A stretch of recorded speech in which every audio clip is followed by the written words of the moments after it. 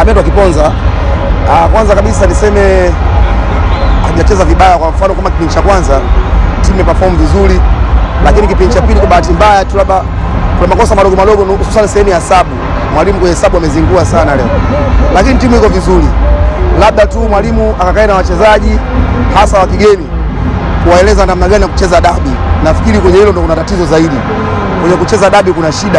Ya wachezaji wengi wa kigeni naona kama wanakuwa kama wanaingia ubaridi hivi. Lakini timu iko vizuri kwa kweli. Lakini siwezi kumlaumu sana mwalimu labda kwa sababu wachezaji wengi pia ni wageni. Tofauti na wenzetu kikosi chao ni kile kile. Labda atakaa nao, anaweza kaja baadaye akaja kubadilisha mazingira ya kimchezo zaidi. Mwalimu akae na wachezaji, awaambie tupo kwenye ligi, watu wapambane. Hilo ndio kubwa. Na watu tayari washasikia wanaanza kumlalamikia kocha. Hapana, huyo atakuwa sio mtu wa mpira. Mwalimu ni binadamu. Ujue substitution ya mchezaji ni kama vile unavyoona kamari. Unafanya gambling, unaweza ukapata ukakosa.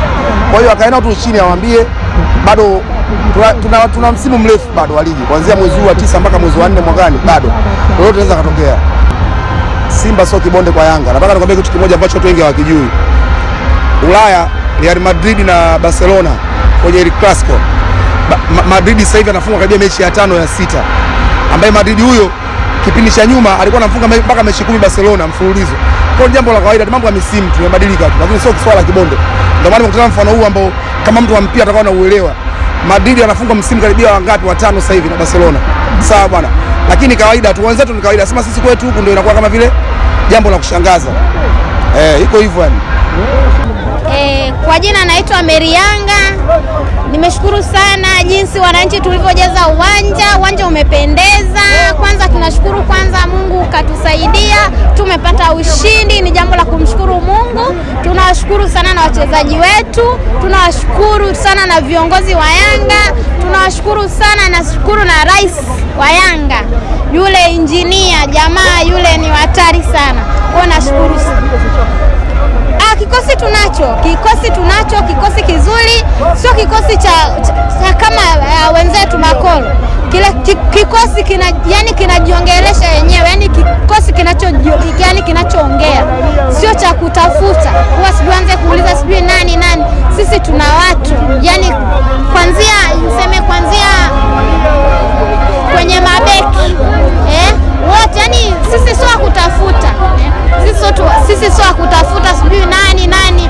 Tuna watu na mpira umechezeka vizuri, na wewe mwenyewe umeona katika mchezo wote sisi ndio tumemiliki mpira.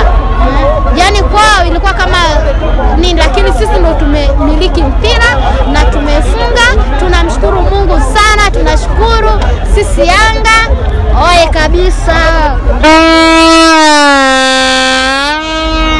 Tumetoka kwenye busa achia, tukaja kwenye kamata tuondoke. Sasa hivi tumechukua mpira mwingine. Weka mali, tulia, angalia, sambaratisha. Hiyo ndio mbinu yetu mpya sasa hivi. Anasema tutapiga nyundo kichwani. Inaishia kwa Simba ama bado inaendelea? Bwana, hii kichwani sisi tunaendelea kupiga. Yaani sisi ukija na kelele nyingi ndivyo tutakavyokupokea. Hiki kikosi tulichozesha leo ni kwa ajili ya kupiga kichwani. Wao sio wanasema sisi tunataka kupiga kichwani, wanakula miogo. Maana nguvu si hawana. Hasa tumeonyesha kwamba miogo haisaidii. Miogo utakula utavimba tumbo tu. Tayari leo wanavimbiwa ndani. Washapigwa kichwani, tumbo lishawavimba, wanavimbiwa tu sasa hivi. Hawana hata cha kuongea. Naomba unielewe kipengele hiko hapo. Yanga kuna kitu kimoja anatushindwa sisi. Tunawashindwa kitu kimoja. Kamati ya ufundi. Kamati ya ufundi. Mimi leo naongea kama Zai Kagere. Ananijua Ahmed Ali, anajua viongozi wote wa mpira na maendeleo. Wananifahamu mimi. Naitwa Zai Kagere, napatikana Kariakoo. Tunawashindwa kwenye kamati ya ufundi tu, hakuna kingine. Kamati ya ufundi imeshiriki kivipi leo kwa Yanga? Kamati ya ufundi ndio imetuzidi sisi. Kuna kitu nyuma ya panzia, ndio alotuzidi sisi. Sisi tulikuwa tungeshinda zaidi ya magoli haya 2. Kamati ya ufundi ndio tuzidi sisi. Lakini timu yetu iko vizuri. Ukimtoa Pakome, kuna mchezaji mwingine Yanga gani anatusumbua sisi? Hakuna. Sisi tuna wachezaji wazuri wenye viwango. Kikosi chako unakizungumziaje? Kikosi changu mimi hapa Zai Kagere na kizungumzia kikosi changu kiko vizuri. Kuanzia beki, kuanzia kiungo katikati na mwisho kumalizia. Japo kidogo wanasuasua kule mbele. Sasa ujumbe namfikishia Fadilu, ajue kwamba kule mbele wale wa press mipira kwenda mbele wanapenda kusema kurudi nyuma. Wanapenda kurudi nyuma. Na yule pale yule kipa. Kipa na tatizo moja, sijalipenda. Tatizo gani hilo? Tatizo lake anapenda kulemba mpira. Akipata mpira apeleke mbele, apelekee viungo washambuliaji. Sio, nimeelewa Wapeleke mbele. Hii taarifa naomba muifikishe. Nyinyi kama media, naomba muifikishe. Sisi tunaumia. Sio, umeelewa?